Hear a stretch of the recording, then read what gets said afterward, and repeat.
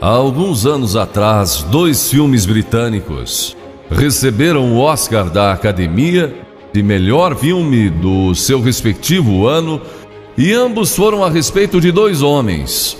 Um foi Eric Liddell e o outro foi Gandhi.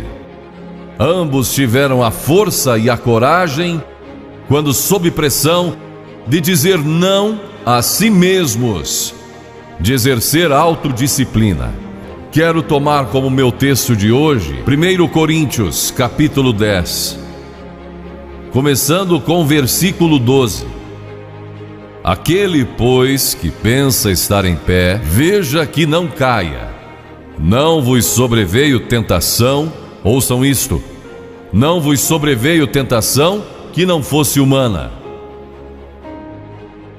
Todo ser humano enfrenta tentações no decorrer de sua vida, mas Deus é fiel e não permitirá que sejais tentados além das vossas forças. Pelo contrário, juntamente com a tentação vos proverá livramento, de sorte que a possais suportar. Deus provê o escape, se você conhece a Cristo.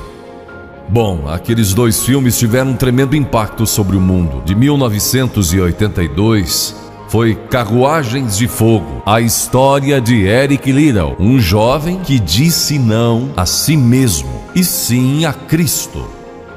Ele surpreendeu o mundo quando se recusou a correr no domingo nas Olimpíadas de Paris de 1924. E vocês todos sabem que ele disse não até mesmo ao príncipe de Gales, que lhe pediu que corresse, porque ele era o homem mais rápido do mundo nos 100 metros. Mas ele disse não pelo dia ser num domingo e era contra suas convicções bíblicas escocesas. E recentemente foi comemorado o 60º aniversário da grande vitória de Eric Liddell nas Olimpíadas, porque ele correu nos 400 metros em que ninguém achava que teria chance, e venceu.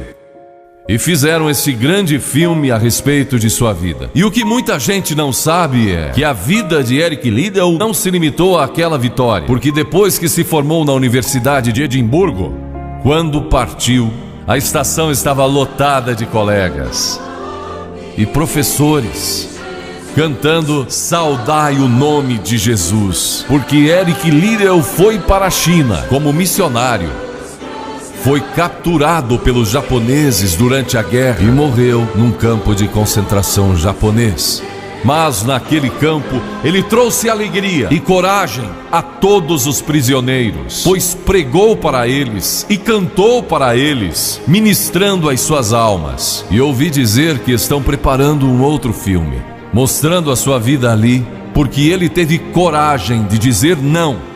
O mundo ouviu falar dele, porque ele disse não àqueles que tentaram fazer com que abandonasse suas convicções cristãs pessoais. E eu penso em William Booth, há pouco mais de 100 anos atrás, que fundou o Exército da Salvação. Ele se converteu, tornou-se um vigário, pastor, e foi para as favelas de Londres, para as zonas da Luz Vermelha. Pregou entre a gente pobre, formou um pequeno grupo chamado Banda Aleluia, e ia às esquinas, e ia também às prisões. E alguns dos líderes religiosos da época não gostaram daquilo, e assim ele foi chamado diante de uma conferência de líderes religiosos e disseram: William Booth, você vai pregar onde nós o mandarmos, senão será excomungado. Ali estava ele diante daquela vasta assembleia de pastores. Que poderia dizer Catherine Booth, que se tornou tão famosa quanto ele, sua esposa, que estava na galeria, e abanou o seu lenço gritando: William, diga não! E William obedeceu sua esposa e disse não. E assim nasceu o Exército da Salvação.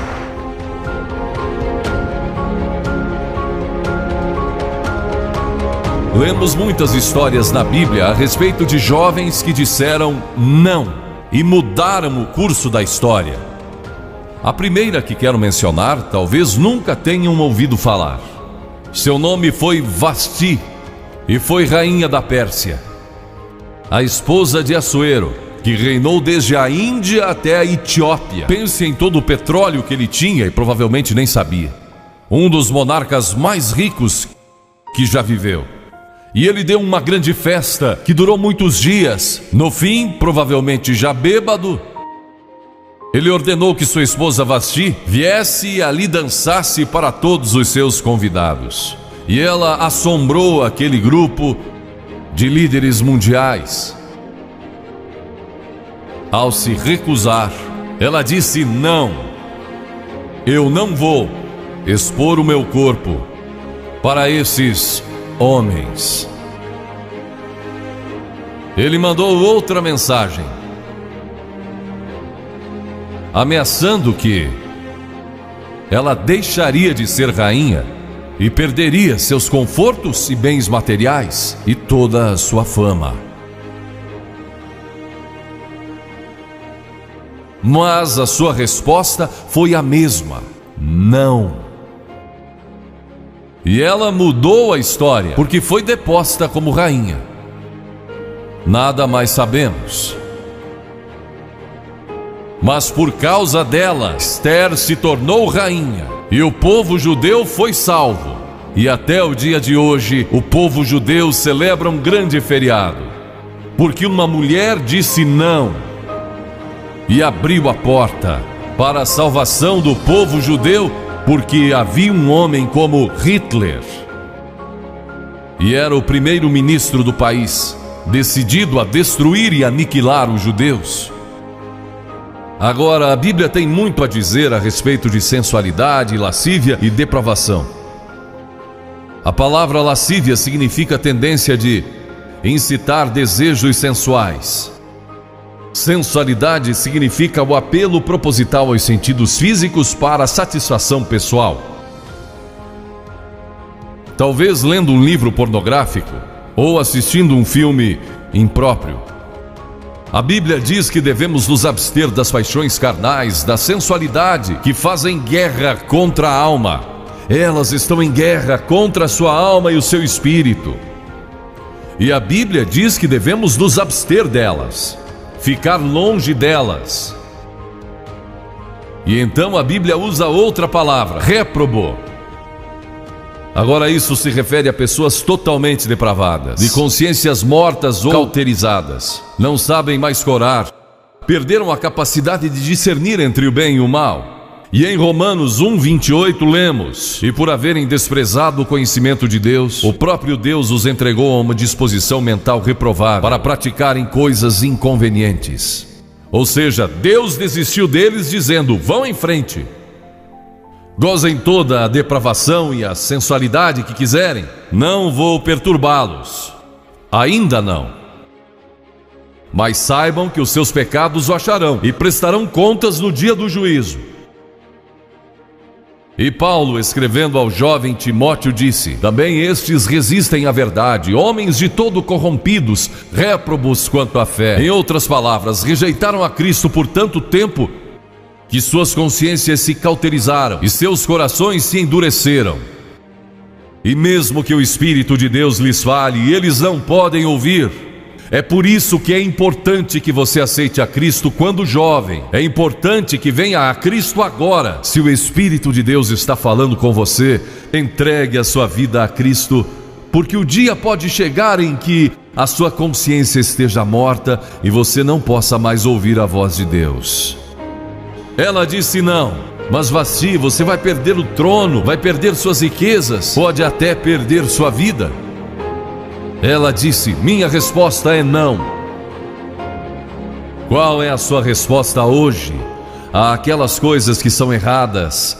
A mentira, a lascívia, a cobiça, ao preconceito racial.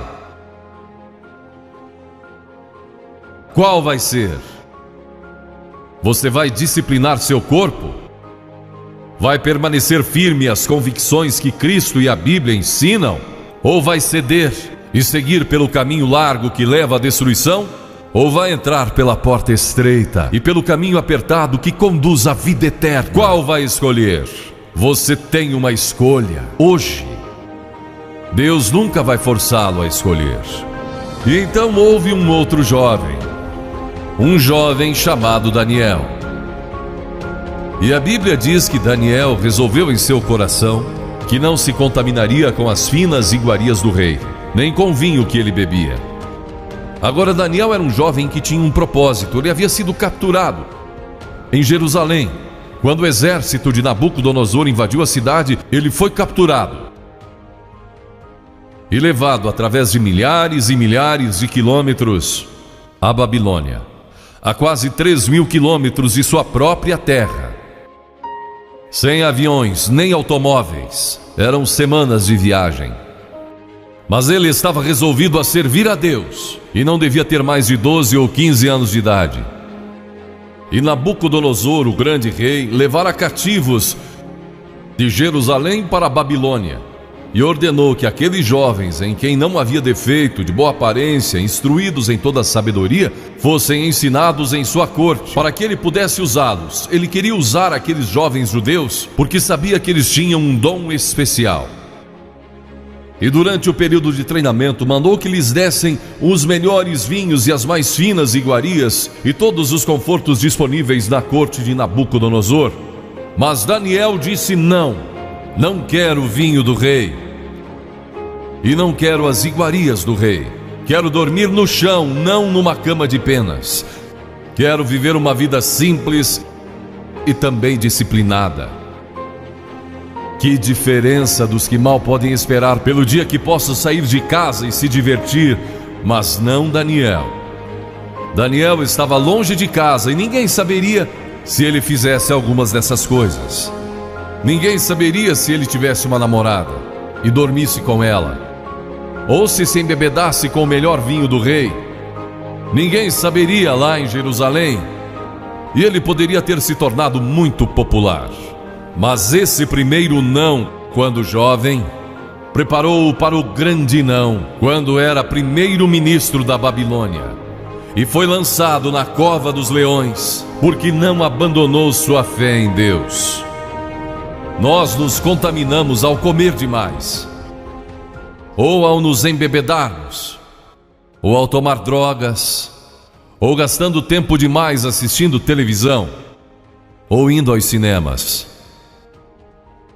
Jesus declarou em Lucas capítulo 21: acautelai-vos, para que nunca vos suceda que os vossos corações fiquem sobrecarregados com as consequências da orgia e das preocupações deste mundo, e para que aquele dia não venha sobre vós repentinamente.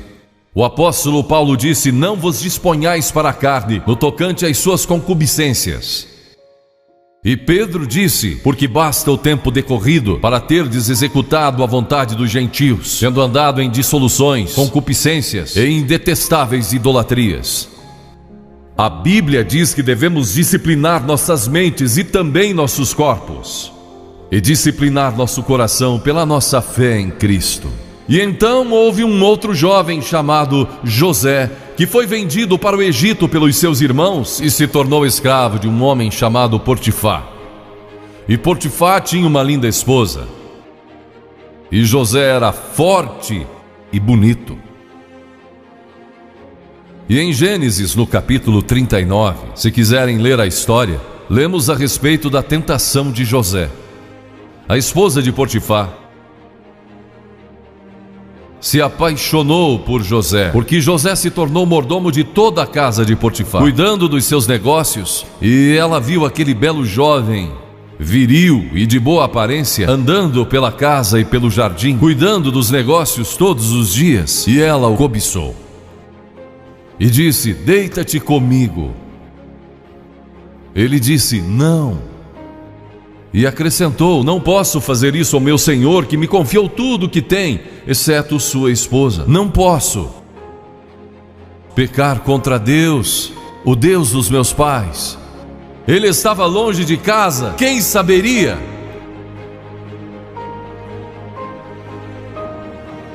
Mas disse não. E quando disse não, Na última vez, ela o agarrou e ele fugiu dela, deixando sua capa. E ela começou a gritar, chamando os servos e dizendo: ele tentou me violentar, que não era verdade. Mas Potifar acreditou e mandou que ele fosse lançado na prisão. E muitos de vocês sabem a história, que ele foi para a prisão e através de uma série de circunstâncias, ele depois se tornou primeiro-ministro de todo o Egito e governou o Egito sobre o faraó. Deus o guardou e o promoveu, porque José teve a coragem de dizer não quando foi tentado. Agora, sexo não é pecado. O sexo nos foi dado por Deus para a propagação da raça humana e para o nosso prazer, dentro de certos limites que Deus estabeleceu para o matrimônio. As características de um cristão são autocontrole, autodisciplina, e Paulo, escrevendo a Timóteo, disse: conserva-te a ti mesmo puro. Mas como você pode se conservar puro num mundo como este? Como pode se manter puro olhando para as bancas de jornais ou assistindo alguns filmes? Como pode se manter puro com as tentações que enfrenta todo dia? Não pode, de modo algum, exceto se Cristo está em seu coração. Ele lhe dará a força e o poder, porque nenhuma tentação lhe sobrevirá que Cristo não lhe ofereça um meio de escape. Entregue a sua vida a Cristo hoje, deixe que Ele controle a sua vida, deixe Ele ser o Senhor de sua vida, deixe que Ele controle essa área de sua vida, sua mente, seu corpo e sua vida sexual. Deixe que Ele tome conta dela. E lemos a respeito de um outro jovem chamado Moisés. Em geral, pensamos em Moisés como um homem velho, de barba, mas foi na juventude que ele tomou uma decisão que o levou à grandeza. Porque a Escritura diz: pela fé Moisés, quando o homem, talvez aos 17, 18 anos de idade, recusou ser chamado filho da filha de Faraó. Recusou, ele fez uma escolha, preferindo ser maltratado junto com o povo de Deus, a usufruir prazeres transitórios do pecado. Agora observe que ele estava no Egito. Era filho da filha do faraó, herdeiro do trono do Egito, e talvez seria o próximo faraó. Mas ele fez uma escolha, porque sabia que seu povo, o povo de Israel, era escravo dos egípcios. E ele teve que tomar uma decisão no auge de sua glória e no auge de tudo que lhe foi oferecido. E ele disse não a Faraó: não vou ser seu filho, prefiro sofrer e morrer com meu povo e servir o Deus vivo e verdadeiro. E foi exatamente o que ele fez. E conhecemos Moisés hoje como um dos grandes homens da história. Ele rejeitou os prazeres transitórios do pecado. E há uma diferença entre prazeres e alegria. Quem ama os prazeres empobrecerá, diz a Bíblia. E ela cita um homem que disse: entreguei o meu coração à loucura e aos seus prazeres, mas tudo isso é correr atrás do vento.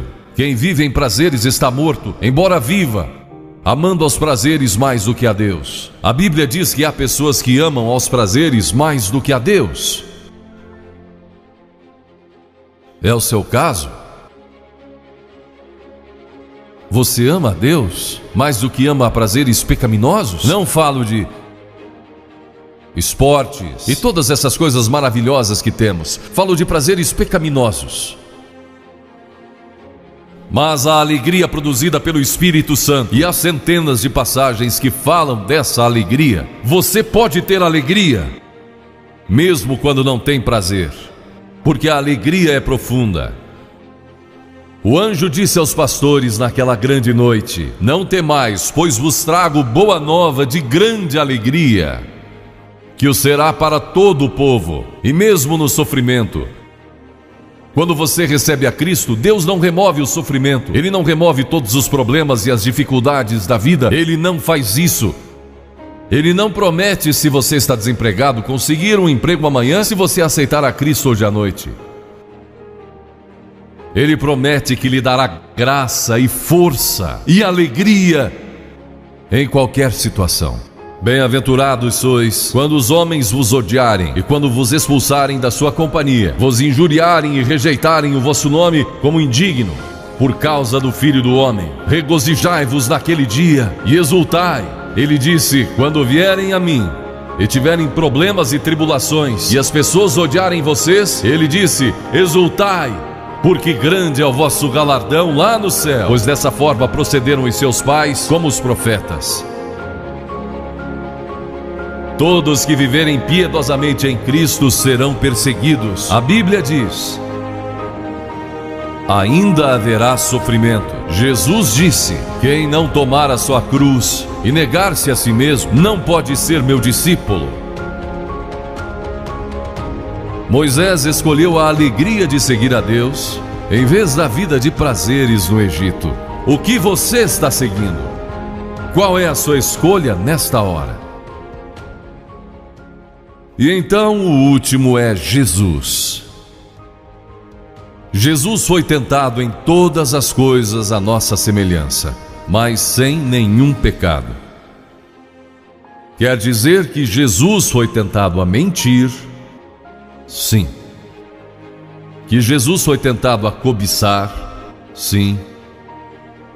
Que ele foi tentado a adulterar? Sim. Que Jesus foi tentado a roubar? Sim. Ele foi tentado em todas as coisas, como nós, mas sem pecado. Como ele teve vitória sobre a tentação? A Bíblia nos diz no capítulo 4 de Mateus e em muitos outros textos, mas vou falar só deste. O diabo veio a ele quando ele estava faminto e sedento e disse: se és o Filho de Deus, manda que essas pedras se tornem em pães. Observem que ele tentou colocar dúvidas na mente de Jesus quanto à sua identidade. Agora Jesus era o Filho de Deus, nascido de uma virgem, Filho de Deus, que foi ressuscitado dos mortos pelo poder de Deus e está vivo hoje. Mas o diabo pôs dúvidas em sua mente. Ele estava fraco e cansado e faminto, um ser humano. Ele não enfrentou o diabo como filho de Deus, enfrentou como homem. E ele sempre respondeu citando as Escrituras. É por isso que você deve decorar as Escrituras. Nem só de pão viverá o homem, mas de toda palavra que procede da boca de Deus. Jesus disse que há uma coisa que é mais importante que a comida, sexo e coisas materiais. É sua vida espiritual. E então ele disse: se tu és o Filho de Deus, atira-te abaixo, porque está escrito: aos seus anjos ordenará a teu respeito que te guardem, para não tropeçares. E Jesus de novo respondeu: está escrito: não tentarás o Senhor teu Deus.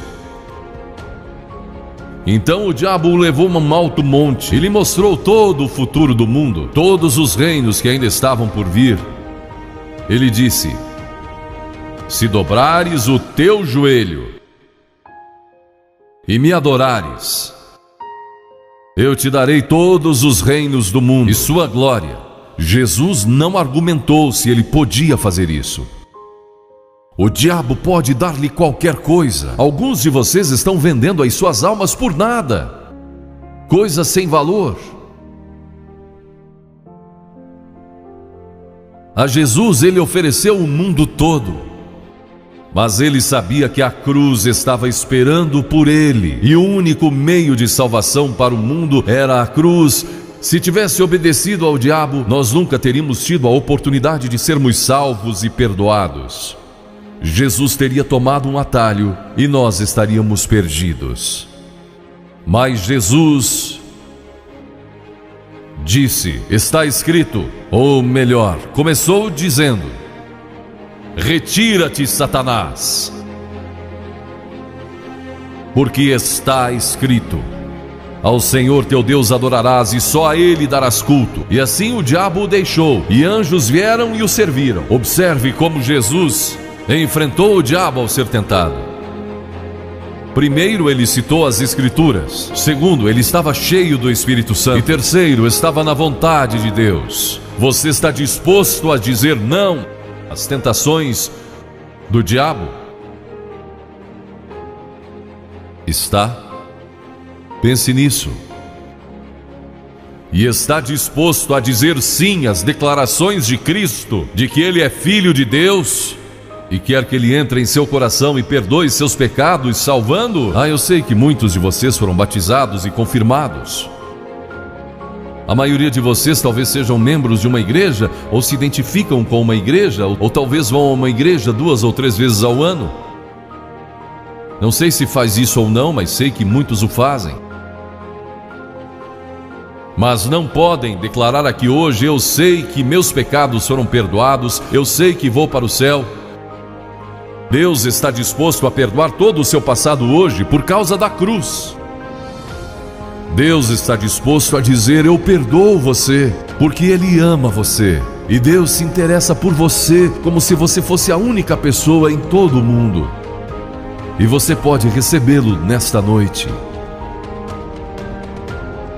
Você diz: o que preciso fazer? Primeiro, deve estar pronto a se arrepender dos seus pecados. O primeiro sermão de Jesus foi sobre arrependimento. E a palavra arrependimento significa mudança, mudar suas ideias, mudar seu estilo de vida.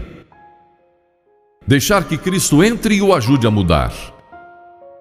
Está pronto a fazer isso? Não pode mudar por si mesmo. Mas Ele o ajudará a mudar. Não que você será perfeito. Significa que vai dar à sua vida uma nova direção. E Ele estará com você para ajudá-lo. À medida que você anda dia a dia com Cristo, você vai falhar e vai errar. Não vai ser perfeito. Mas Cristo estará com você. Se estiver pronto a se arrepender, diga a Deus nesta hora: eu pequei e me arrependo, e estou pronto a mudar. E então a segunda coisa é que você o recebe pela fé. Cliff disse há pouco que você não pode racionalizar a salvação. Há certas coisas que podemos compreender, mas muitas delas você não pode entender. Tem que vir como uma criança, dizendo: não posso entender tudo, mas eu te recebo em meu coração hoje pela fé. Pela fé que somos salvos, pela fé e não por obras, para que ninguém se glorie. Pela graça que somos salvos. E então a terceira coisa: você está pronto a sair daqui hoje dizendo: vou segui-lo e servi-lo o melhor que me for possível. Sabe, em nossa reunião em Bristol, há algumas semanas atrás, estava ali um jovem de 17 anos. Ele tinha ido à autoescola aquela tarde e pediu que seu instrutor o deixasse em um dos portões do estádio. E entre aquela multidão, ele encontrou sua família, que tinha sido convidada para a cruzada. E no encerramento, ele e sua irmã fizeram o que vou pedir que vocês façam hoje. Vieram à frente e ficaram diante da plataforma, indicando que estavam entregando suas vidas a Cristo. Uma semana depois, esse rapaz de 17 anos morreu num acidente num túnel que desmoronou. Talvez até vocês tenham lido nos jornais. Ele disse sim a Cristo, nunca imaginando que em poucos dias ele estaria indo ao céu. E nós o veremos lá outra vez. Você sabe para onde iria se isso acontecesse com você? Certifique-se antes de sair daqui. Vou pedir que saia dos seus lugares agora. Centenas de vocês, talvez milhares até. E venham e fiquem aqui na frente. Calmamente e irreverentemente dizendo ao ouvir: eu me arrependo dos meus pecados. Quero receber a Cristo em meu coração. Quero saber que fui perdoado e que um dia vou para o céu. Quero esta nova vida. Você diz: mas Billy, por que você pede que venhamos publicamente? Por que em público? Porque toda pessoa que Jesus chamou no Novo Testamento, chamou em público. Ele disse: se não estiver disposto a me confessar diante dos homens, tampouco eu o confessarei diante do meu Pai que está nos céus. Jesus morreu publicamente por você, despido, sangrando diante de toda aquela multidão. Por você. Certamente você pode vir à frente hoje, declarar sua entrega a Cristo Não somente os jovens, talvez você tenha 70, 80 anos e Deus falou com você hoje. Levante-se e venha. Vamos esperar por você.